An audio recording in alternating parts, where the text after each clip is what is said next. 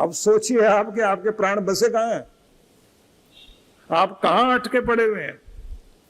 कृष्ण समझा रहे हैं इस दुनिया में बहुत लोग हैं जिनके प्राण कहीं ना कहीं अटके हुए हैं, दुकान में, मकान में, जमीन में, जायदाद में, संपत्ति में, रिश्ते में, नाते में, कहीं भी प्राण अटका के बैठे हुए हैं। ये मिले तो मैं खुश हो जाऊं, ये मिले ना मिले तो मैं तो बर्बाद। और इस दुनिया में चीजें मिलेंगी बिछड़ेंगी, संयोग वियोग का संसार है, लेने देने का पाने खोने का संसार है। इस संसार में हर पल घटनाएं घट रही हैं, घटता रहेगा कुछ ना कुछ। लेकिन अगर अपने प्राण इन वस्तुओं में बसाओगे तो वस्तु टूटी और आप खुद टूट गए। वीतराग, भय, क्रोध, गीता अद्भुत है, लेकिन इसको ऐसे नहीं पढ़ा जा सकता कि आपने वो सुना, सुनने के साथ साथ में आप जो है कहा कि अच्छा ये ज्ञान हो गया, लेकिन समझ में तो आया ही नहीं। भगवान की वाणी है ना, साधारण नहीं है। तो तोते को जैसे जैसे पिंजरे को हिलाया, राक्षस हिलना शुरू हो गया। तोते को जैसे ही पकड़ा, राक्षस को लगा मेरी तो गर्दन पकड़ ली गई, तोते को मारा, राक्षस मर गया। हम सब लोगों को ऐसी हालत होती है, कोई लॉटरी लग गई, हमसे ज्यादा खुश नहीं है, कोई नुकसान हो गया, डिप्रेशन में पहुंच गए। इतने कमजोर है आज के जमाने में लोग, छोटी छोटी बातों में डिप्रेशन हो जाता है। बच्चों की कोई कामना पूरी नहीं हुई, आत्महत्या करने को तैयार, घर छोड़ के भाग जाएंगे। बहुत कमजोर हो गए, इतना मन हमारा कमजोर है। अगर घर में हमारी कोई बात नहीं मानी गई, हमारी नहीं चली, तो आदमी कहने लग जाता है अन्न जल उठ गया मेरा इस घर से। कोई समझता ही नहीं हमें, कोई हमारा अपना है ही नहीं, बेगाने हैं हम लोग। और महिलाएं बहुत जल्दी ऐसे डामाडोल और निराश हो जाती हैं। क्या देते हैं लोग मुझे? 2 कपड़े, 2 टाइम का खाना, सारा दिन नौकरानी की तरह काम करो, जब कोई देखेगा, जिसका मौका लगेगा डांट मारेगा। इस घर में पराये बन के आए हैं, कोई भी तो अपना नहीं है। पति भी जब देखेगा सास भड़काएगी और ये आकर भड़केगा, फिर सास सारा दिन चिढ़ाती है, सबके सब ताने देते हैं। ननद आएगी, 15 दिन बाद आती है, आग लगा के चली जाती है। बहुत कहानियां हैं। और उसके बाद कोई घटना घट गई, अब यहां रह के क्या करेंगे, अब जी के क्या करेंगे। और माँ को रोज टेलीफोन पर कहानियां बताई जाती है। कोई छोटी घटना घट गई, बेटी अटैची बांध और निकला, और फिर काला कोट वाला व्यक्ति बीच में आ गया, रिश्ते जुड़ने नहीं देगा, क्योंकि उसको फायदा इसी में है कि दोनों पक्ष वाले लड़ते रहें।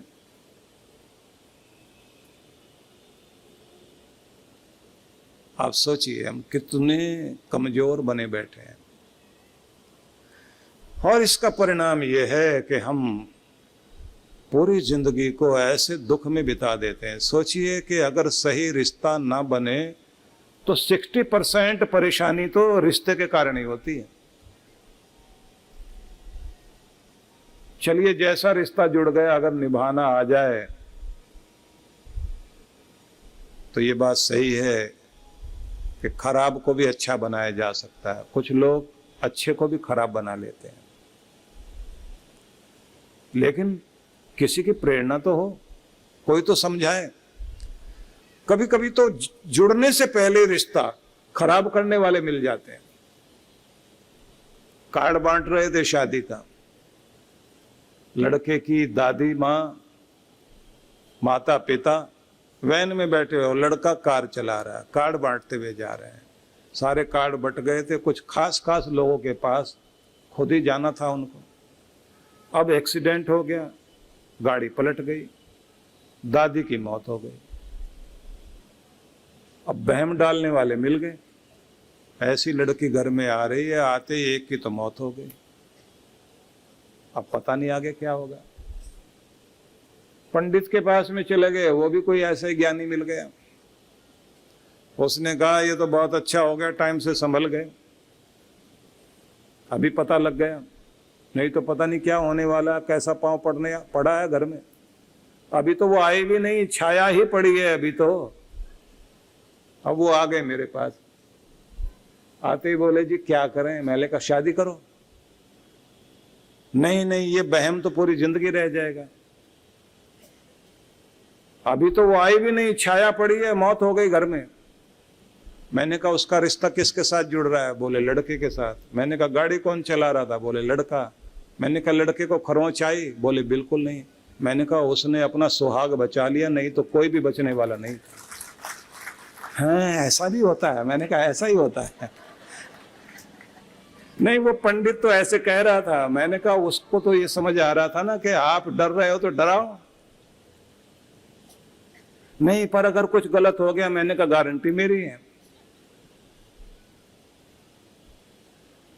अब 12 साल के बाद वो लोग मुझे मिले अपने बच्चों के साथ में,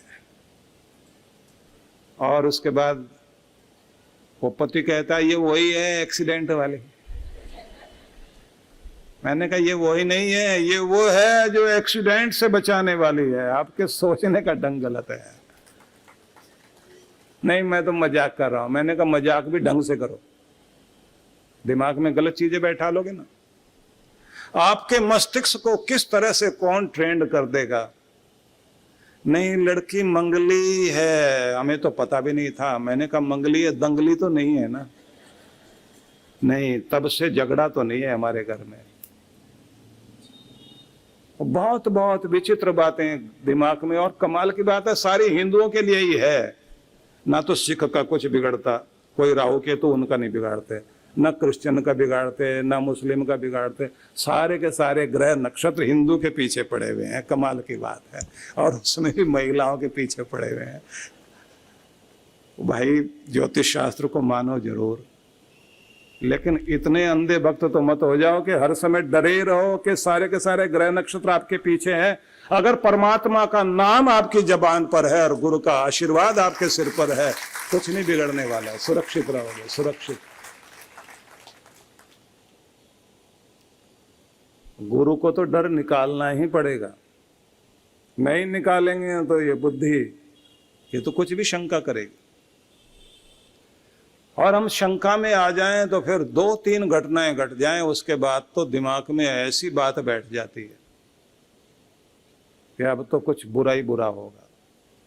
तो मैं निवेदन करना चाहता हूं, एक तरीका है जिसके द्वारा आप अपने आप को सहज शांत करते हैं। एक तो अच्छे विचार जो शक्ति दें, और ये विचार अगर प्रबल हैं, अपनी भक्ति का सहारा लेकर सत्यवान को सावित्री जैसे जीवित अवस्था में वापस लेकर आई, अपने सुहाग को बचाया। जैसे उर्मिला ने 14 साल बैठ करके महलों में तप किया, जिसका परिणाम ये था कि उसका लक्ष्मण सुरक्षित वापस आया। और जब लक्ष्मण वापस आया, चरण धोने के लिए दरवाजे पर गई है उर्मिला, हाथ में लोटा पकड़ा हुआ, गड़बी पकड़ी हुई है। पानी डालना चाहती है, लेकिन पानी तो गिरा ही नहीं, आंख से आंसू बरसने लगे। सबने बोलना शुरू किया, आज क्यों रोती है पगली, आज तो मुस्कुराने का दिन है, तेरा भाग जागा है, तेरा सुहाग आया है। 14 साल के बाद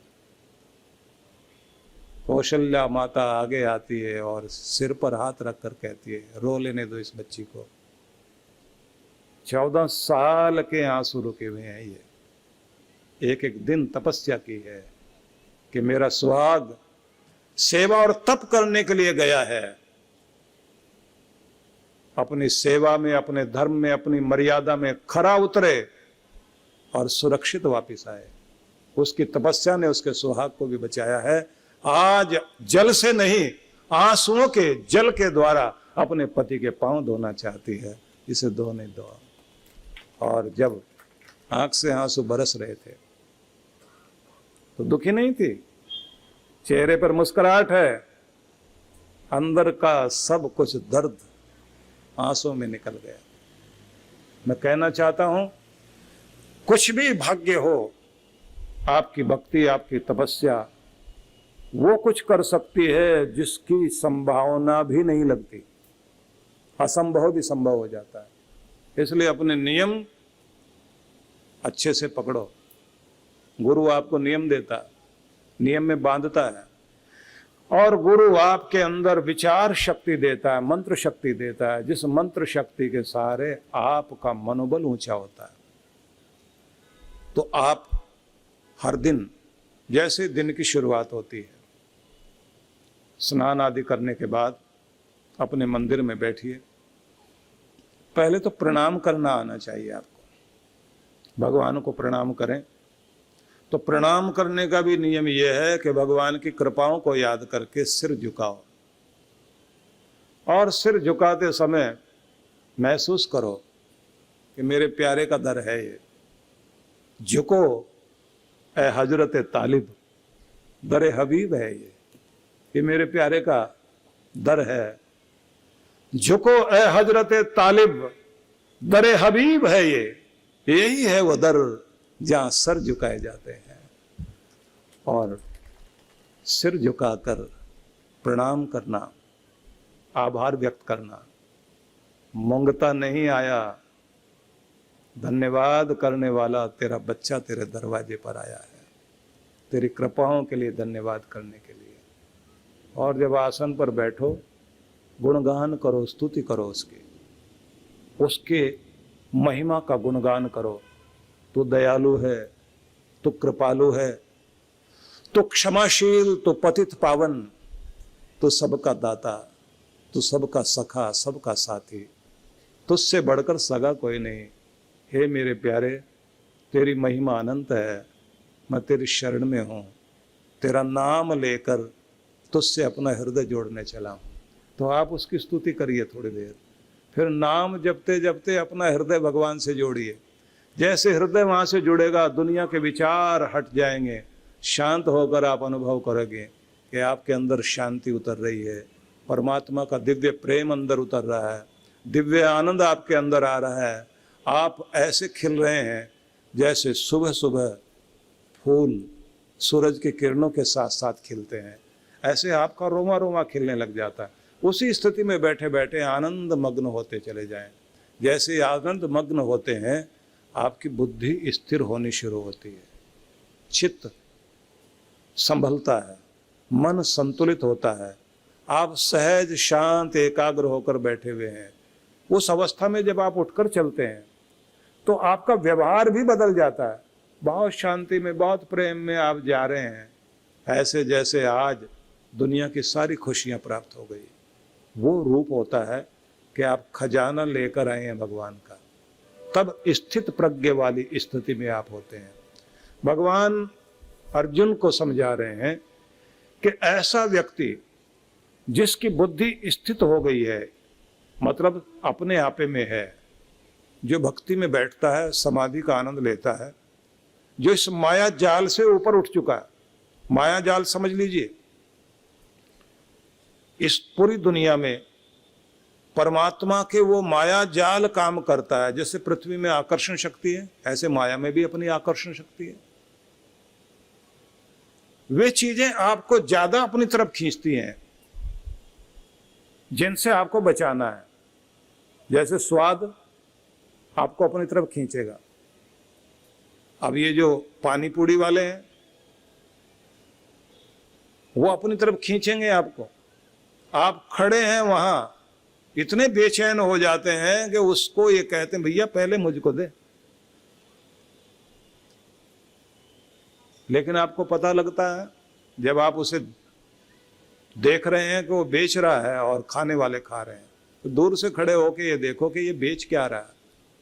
स्वाद, जीभ का लालच। सेहत है इसमें? बोले बिल्कुल नहीं। फिर क्या है इसमें? बीमार तो हो सकते हैं, इसकी तो गारंटी है, बाकी सेहत नहीं है। तो आप अपने आप को रोकोगे और आप क्या कहोगे? यही है माया जाल जो आदमी को ललचाता है और फंसाता है। वो जितनी भी चीजें दुनिया की, ये तो एक उदाहरण दिया मैंने, जितनी भी चीजें आपको दुनिया के आकर्षण की हैं, जो बांधती हैं लेकिन सही नहीं है, जहां आपके विवेक की परीक्षा होती है, जब आप उससे बाहर निकलते हैं तो पता लगता है अब आप समझदार हुए हैं।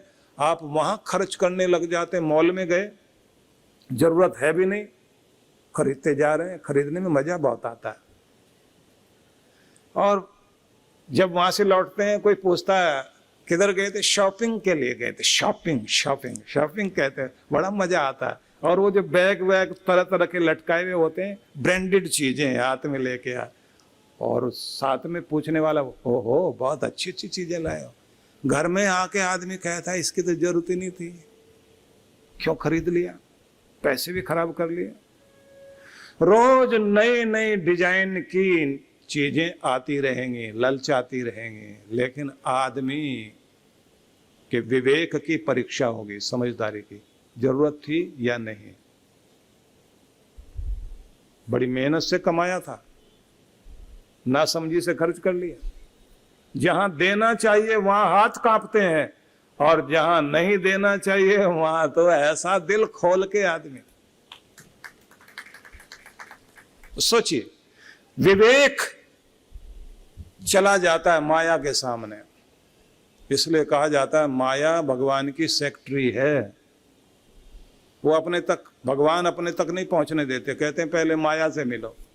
अगर माया तुम्हें पास कर देती है, वो उलझ जाएगी इधर उधर, खिलाने पिलाने में बैठा देगी, चीजों में भटका देगी। अगर आप वहां भटके हुए हैं तो भगवान तक नहीं पहुंचोगे। और अगर माया के पहरे को पार करके आ गए और भगवान तक पहुंच गए, ध्यान लग गया, भक्ति टिक गई, तो कहते हैं देवता भी आसमान से फूल बरसाते हैं। अंदर महसूस होता है कि जैसे हमारे ऊपर फूलों की वर्षा हो रही है, जैसे मानन से भर रहे हैं। क्योंकि देवताओं को भी लगता है पृथ्वी पर सुलाने के सारे साधन मौजूद थे, उसके बाद भी आदमी सोया नहीं है, तो इसका स्वागत किया जाना चाहिए, इसका सम्मान किया जाना चाहिए। तो सोचिए, इस पहरे से बाहर निकलकर कोई आदमी जाग जाए तो देव शक्तियां भी सम्मान करेंगी। कृष्ण समझा रहे हैं, दुख आए उद्विग्न नहीं होना, बेचैन नहीं होना, व्याकुल नहीं होना, और सुख आए तृष्णा न भर जाए इतनी, रात दिन वही सपने देखते बेचैन होते घूम रहे हैं। वीतराग भय क्रोध, राग रहित हो जाए। मतलब तुम्हारी जो अटैचमेंट चीजों में है, जो मैंने आपसे कहा था ना कि राक्षस के प्राण बसे थे तोते में, तो आप भी सोचिए आपके प्राण कहां बसे हुए हैं। अगर आपके प्राण किसी वस्तु में बसे हुए हैं और उसका नुकसान हो जाए तो फिर आदमी सिर पकड़ के बैठ जाता है। इस दुनिया में यहाँ आदमी पाएगा भी, खोएगा भी, हार भी, जीत भी, ये तो चलेगी, लेकिन अपने आप को इतना कमजोर मत बनाओ कि वस्तु के साथ आप भी टूट जाएं। वस्तु टूट जाए, लेकिन खुद को टूटने मत देना, बस इतना मजबूत अपने आप को बनाना है।